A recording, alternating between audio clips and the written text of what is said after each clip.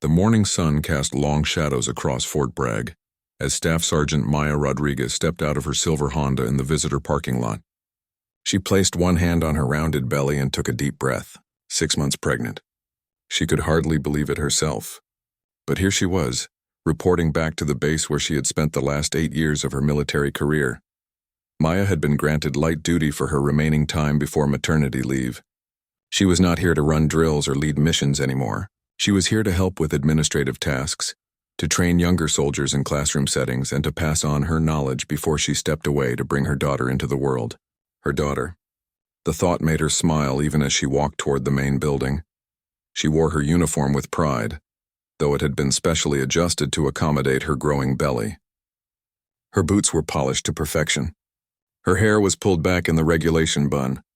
She looked every bit the soldier she had always been. But she knew what was coming. She had heard the whispers before she even arrived. Word traveled fast in the military. As Maya entered the training facility, a group of new recruits stood clustered near the water fountain.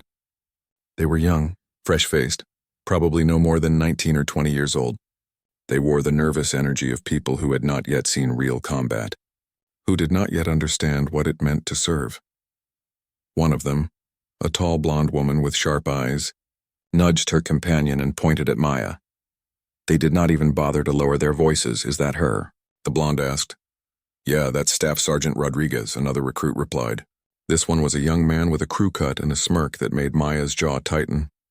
"Can you believe they're making her train us?" "She can barely walk." Laughter rippled through the group. Maya kept her face neutral and continued walking.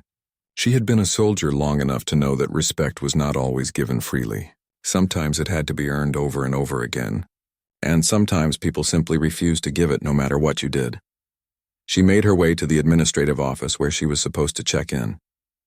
Captain Morris was waiting for her. He was a solid man in his 50s with gray at his temples and a firm handshake. He had served with Maya on 2 deployments. He knew what she was capable of. "Good to see you, Rodriguez," he said warmly. "How are you feeling?" "Ready to work, sir?" Maya replied. Morris nodded. "I know this isn't what you're used to. Desk work, classroom instruction. But we need someone with your experience to help shape these new recruits.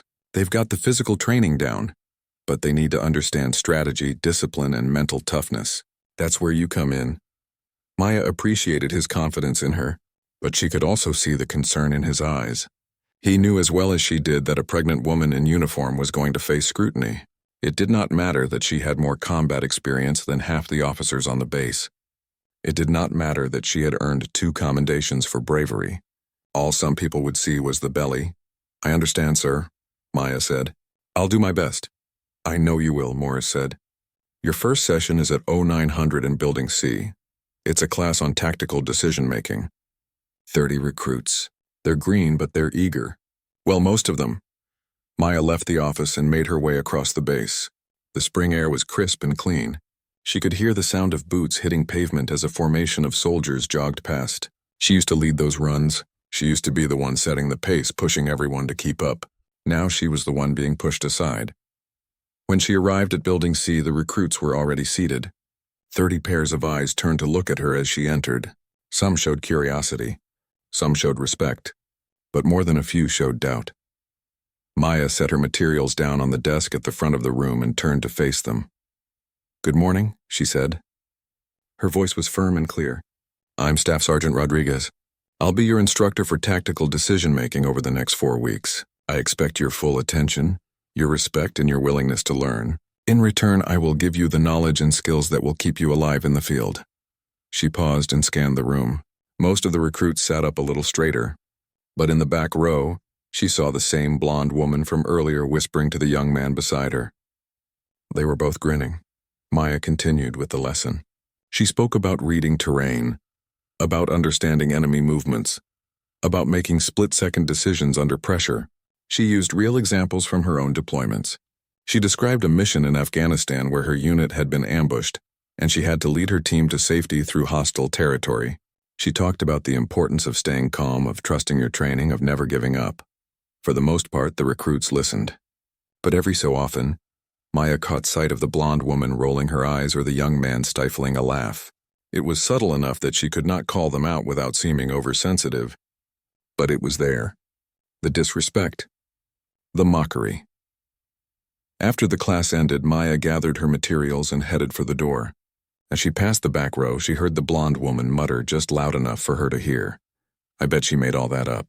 No way she did half the things she claims. Maya stopped. She turned slowly to face the recruit. The young woman's eyes widened slightly, but she did not back down. Do you have something to say, recruit? Maya asked calmly. The blonde woman hesitated, then lifted her chin. No, ma'am. Just wondering how someone in your condition is supposed to teach us about physical readiness. The room went silent. Every recruit was watching now.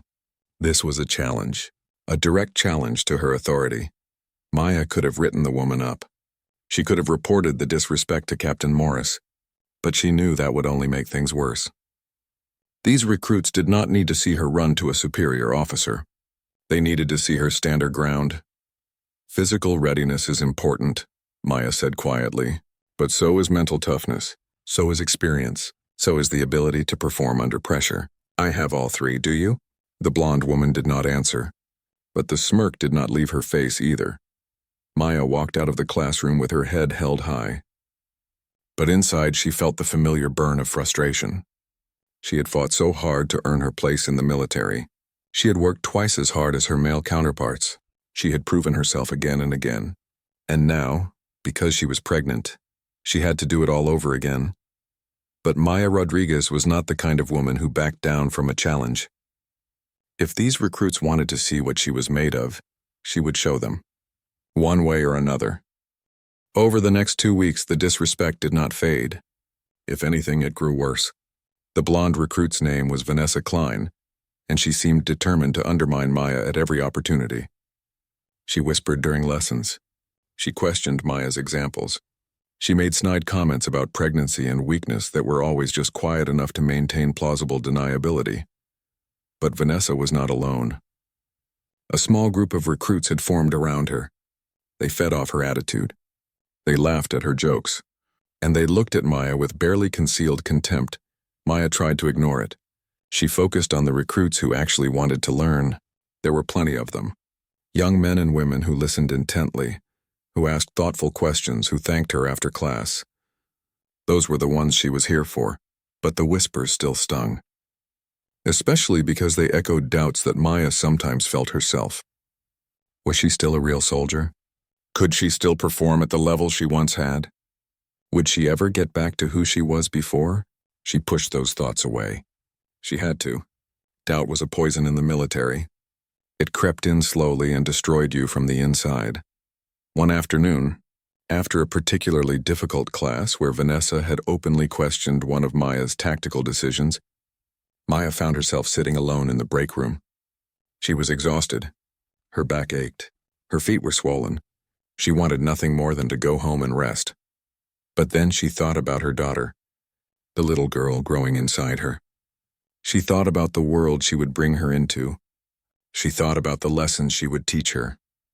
And one of those lessons was simple. Never let anyone make you feel less than you are. Maya pulled out her phone and scrolled through old photos.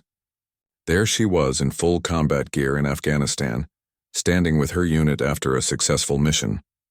There she was rappelling down a cliff during training. There she was receiving her commendation from a 2-star general. She had been strong. She was still strong. Pregnancy had not changed that. A knock on the door pulled her from her thoughts. Captain Morris stepped inside. "Got a minute, Rodriguez?" he asked. "Of course, sir."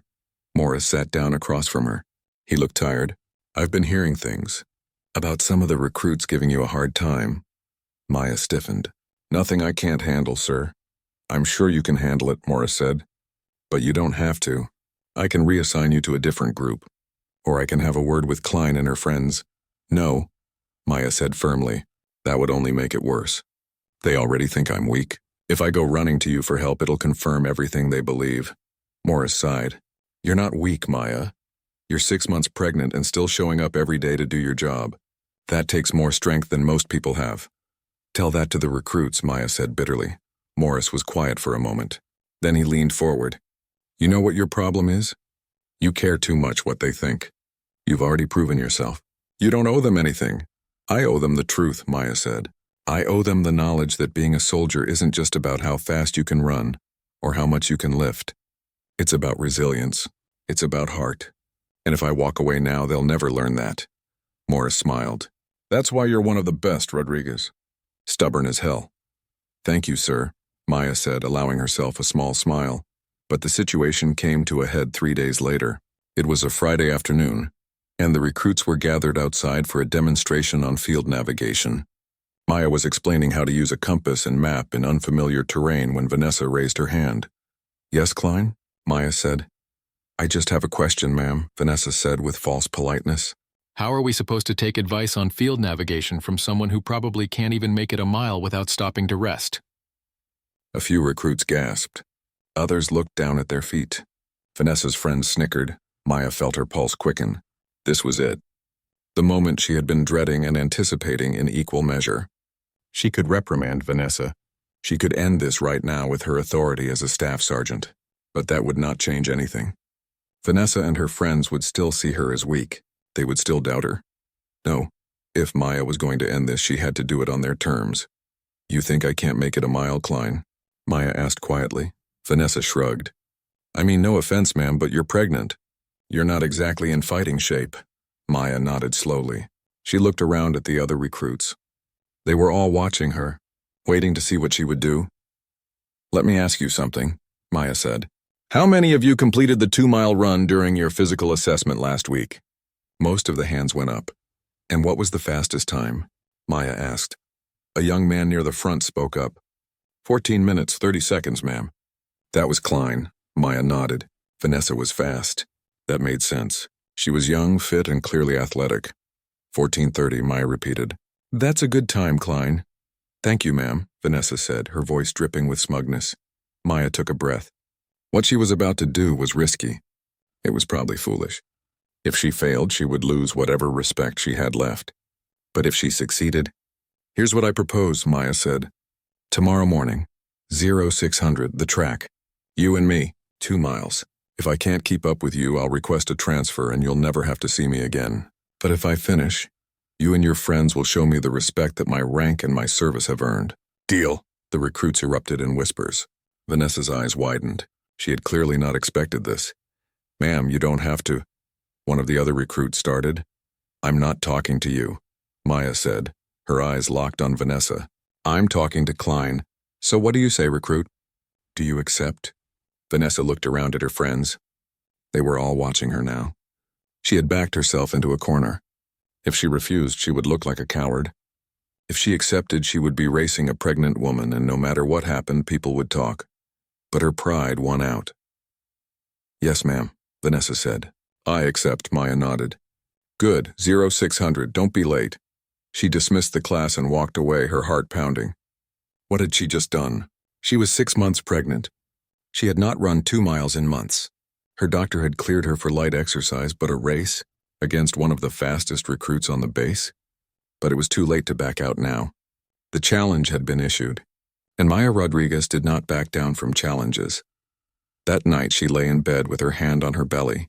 Her daughter was moving, little flutters and kicks that made Maya smile despite her anxiety. Your mama's crazy, she whispered, but I'm doing this for you. So you'll grow up knowing that women are strong, that mothers are strong, that you should never let anyone tell you what you can't do. She closed her eyes and thought about the morning. She thought about the track. She thought about Vanessa's smug face. And she thought about all the times in her life when people had underestimated her, when they had told her she was not strong enough, not fast enough, not good enough. She had proven them wrong every single time. Tomorrow would be no different. Maya woke at 0500, a full hour before the race. She had barely slept. Every time she closed her eyes, she saw herself collapsing on the track, gasping for air while Vanessa crossed the finish line with a triumphant smile. But she pushed those images away. Fear was natural. Doubt was natural. But they did not have to control her. She dressed carefully in her physical training uniform. The shorts and t-shirt fit snugly over her pregnant belly. She laced up her running shoes, the same ones she had worn on countless runs before her pregnancy. They felt familiar, comforting. She ate a light breakfast, drank plenty of water, did some gentle stretches. Her body felt different than it used to. Heavier, slower, but it was still her body. and it was still capable of incredible things. After all, it was growing a human being. At 0545, Maya drove to the base. The sun was just beginning to rise, painting the sky in shades of pink and orange. The air was cool and fresh, perfect running weather. When she arrived at the track, she was surprised to see that a crowd had already gathered. Word had spread fast. At least 50 people were there. Recruits, officers, support staff. They lined the edges of the track, talking in low voices. Captain Morris was there too. He approached Maya with concern written all over his face. "Rodriguez, you don't have to do this," he said quietly. "This is insane. You're pregnant. If something happens to you or the baby, nothing's going to happen," Maya said with more confidence than she felt. "I've been cleared by my doctor for exercise. I know my limits. I'm not going to push past them." "Then what's the point?" Morris asked. "If you're not going to race at full speed, Klein will beat you anyway." Maya smiled. "There's more than one way to win a race, sir." Before Morris could respond, Vanessa arrived. She was surrounded by her group of friends, all of them laughing and joking. When Vanessa saw the crowd, her smile widened. She was eating this up. The attention. The drama. She walked up to Maya and extended her hand. Maya shook it. Vanessa's grip was firm, almost aggressive. "Ready to lose, ma'am?" Vanessa asked sweetly. "Ready to run," Maya replied evenly. One of the officers, Lieutenant Harris, stepped forward to officiate. He was a stern man in his 40s who did not look happy about any of this. "Here's how this works," Harris said loudly enough for the crowd to hear. 2 miles. 8 laps around the track. I'll be timing both runners. The first to complete 8 laps wins. Medical personnel are standing by just in case. If at any point Staff Sergeant Rodriguez feels unable to continue, she is to stop immediately. Understood? "Yes, sir," Maya and Vanessa said in unison. Harris looked at Maya one more time, his expression clearly saying this is a bad idea. But Maya just nodded. She was committed now. "Take your positions," Harris said. Maya and Vanessa stepped up to the starting line. The crowd fell silent. Maya could feel dozens of eyes on her, judging her, doubting her, waiting for her to fail. She placed one hand on her belly and took a deep breath. Then she looked straight ahead at the track. 2 miles, 8 laps. She had run hundreds of miles in her military career. She had run through mud, through sand, through enemy fire. She could run 2 miles. "On your mark," Harris said. "Get set, go!" Vanessa exploded off the line like a sprinter. She was fast, her long legs eating up the distance. Maya started at a much more moderate pace, slow and steady, controlled. She focused on her breathing, on her form, on the rhythm of her feet hitting the track. By the end of the first lap, Vanessa was already a quarter lap ahead. The crowd murmured. Some people shook their heads. Others looked away, embarrassed for Maya. But Maya did not care. She was not racing Vanessa. She was racing herself. She was racing every doubt that had ever been planted in her mind. Every person who had ever told her she could not do something because she was a woman. Every limitation that society tried to place on Mother's lap too. Vanessa was still pulling away. She looked back once, saw the distance between them, and grinned. She was showboating now, waving to the crowd, blowing kisses. Some people laughed. Others looked uncomfortable. Maya kept her pace steady. Her body was already starting to protest. Her lower back ached. Her hips felt tight, but she had trained through worse pain than this. She had marched 20 miles with a 60-pound pack. She had completed obstacle courses in 100-degree heat. She could handle 2 miles lap 3. Vanessa was nearly half a lap ahead now, but Maya noticed something. Vanessa's form was getting sloppy. She was breathing hard. She had started too fast, burned too much energy trying to show off. Maya allowed herself a small smile. Patience was a weapon. Endurance was a weapon, and she had both in abundance. Lap 4. Halfway done. Maya's shirt was soaked with sweat. Her legs were heavy, but her breathing was still controlled. She was not gasping. She was not struggling. She was simply running. And slowly, gradually, the gap between her and Vanessa stopped growing. Lap 5. Vanessa looked back again, and this time there was no grin. She looked surprised. Maya was not falling further behind. In fact, Maya was maintaining her pace while Vanessa was clearly starting to fade. The crowd noticed too. The murmurs grew louder. People were pointing, whispering. "She's keeping up. Look at her pace. It hasn't changed." Vanessa's slowing down. Lap 6. Vanessa was definitely struggling now. Her breathing was ragged. She kept wiping sweat from her face. She was still ahead, but not by as much. Maya had closed the gap to about a quarter lap. Maya felt her daughter kick. It was almost as if she was cheering her on. The thought made Maya's heart swell. She was not just running for herself anymore. She was running for her daughter. To show her that strength came in many forms, that mothers were warriors too. Lap 7. Vanessa stumbled slightly but caught herself. She was running on pure stubbornness now. Maya could see it in her form. But stubbornness was not enough. Not in the long run. Maya was tired. Exhausted, really. Every muscle in her body screamed at her to stop. But she had been tired before. She had been exhausted before. And she had always found a way to keep going. Final lap. The crowd was on their feet now, shouting. Some were cheering for Vanessa. But more and more Maya realized were cheering for her. Come on, Rodriguez. You've got this. Show them what you're made of. Vanessa was barely 50 meters ahead now. Her pace had slowed to almost a jog. She kept looking back at Maya, panic in her eyes. She had thought this would be easy. She had thought she would win in a landslide. But Maya was still coming. Still moving. Still strong. With 200 meters to go, Maya dug deep. She found a reserve of strength she did not know she had. She picked up her pace just slightly. Not a sprint. She could not sprint. But a little faster. A little stronger. Vanessa saw her coming and tried to speed up too, but she had nothing left. Her body would not respond. The crowd was roaring now. Captain Morris was shouting encouragement. Even Lieutenant Harris was watching with wide eyes. Vanessa crossed the finish line first, collapsing onto the grass immediately afterward. Her time was just under 16 minutes, slower than her personal best by more than a minute and a half. Maya crossed the line 15 seconds later. She slowed to a walk, her chest heaving, her hands on her knees. But she was standing. She was breathing. She had finished. The crowd erupted in applause. People rushed toward her, but Captain Morris got there first. Are you okay? He demanded. Do you need medical? Maya shook her head. I'm fine, she gasped. Just need a minute. She looked over at Vanessa, who was still lying on the grass, staring up at the sky. Their eyes met, and in that moment something passed between them.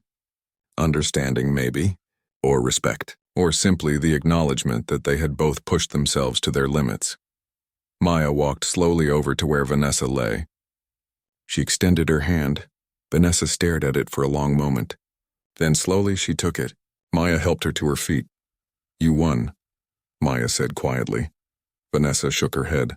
No, she said, her voice hoarse. No, I didn't. The days following the race were different. Maya noticed it immediately. When she walked through the base, people nodded to her with respect. When she entered the classroom, the recruits stood at attention without being told.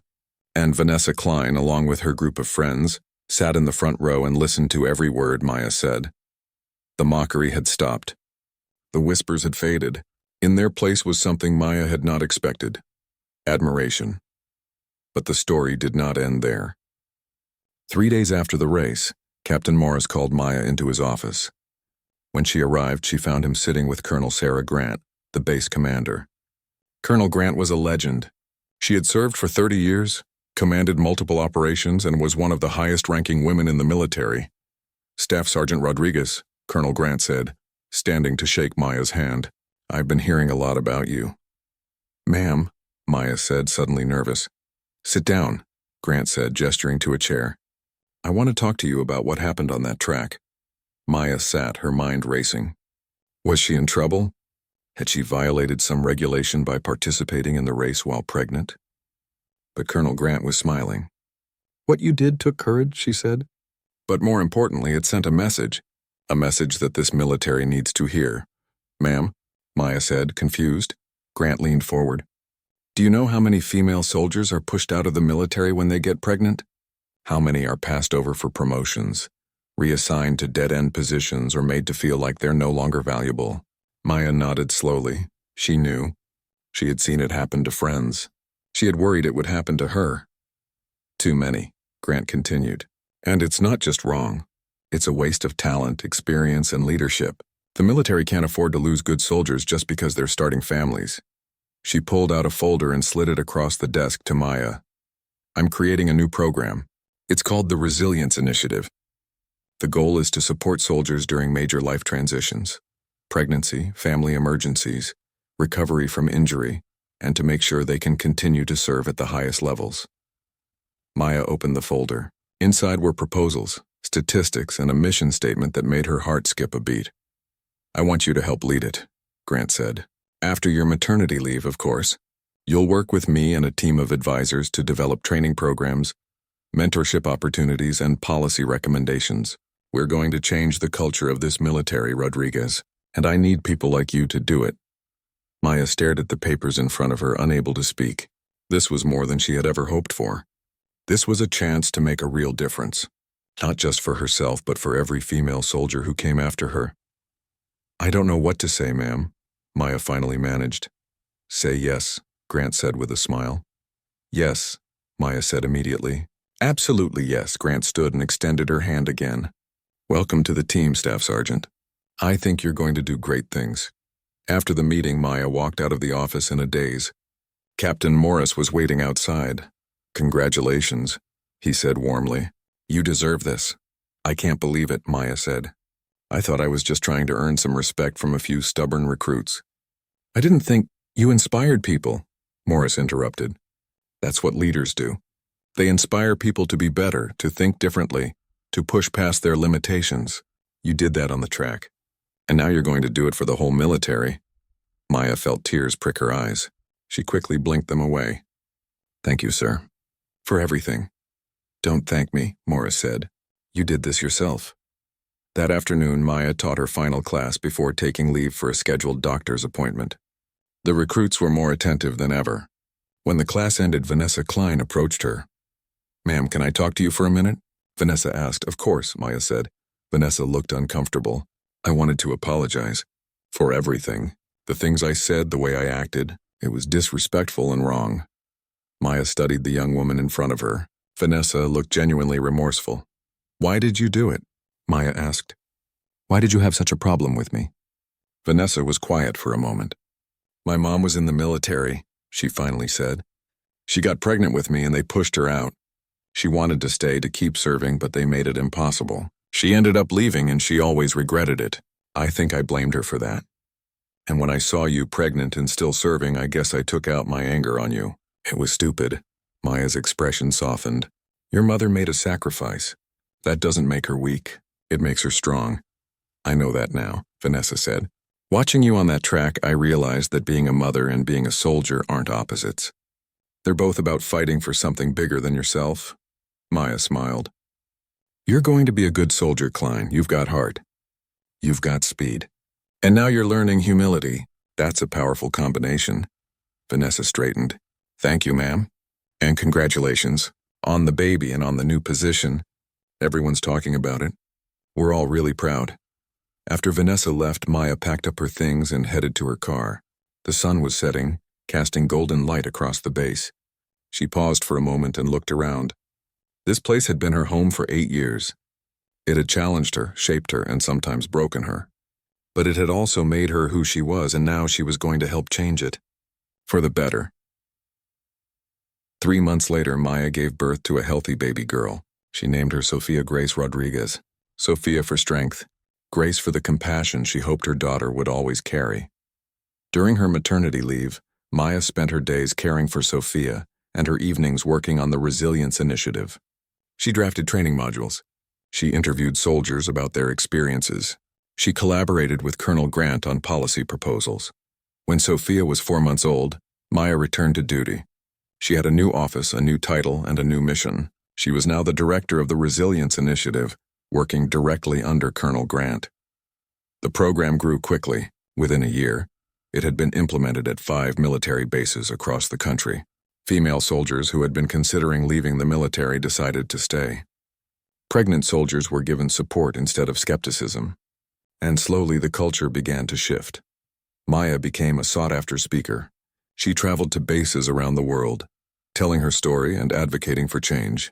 She talked about that race on the track, about the importance of challenging assumptions, about the strength it took to be both a soldier and a mother. And everywhere she went, she carried a photo of Sophia. Because her daughter was the reason for everything. The reason she had run that race. The reason she fought so hard for change. The reason she never gave up. 2 years after the race, Maya was promoted to Sergeant First Class. At the promotion ceremony, she looked out at the audience and saw familiar faces.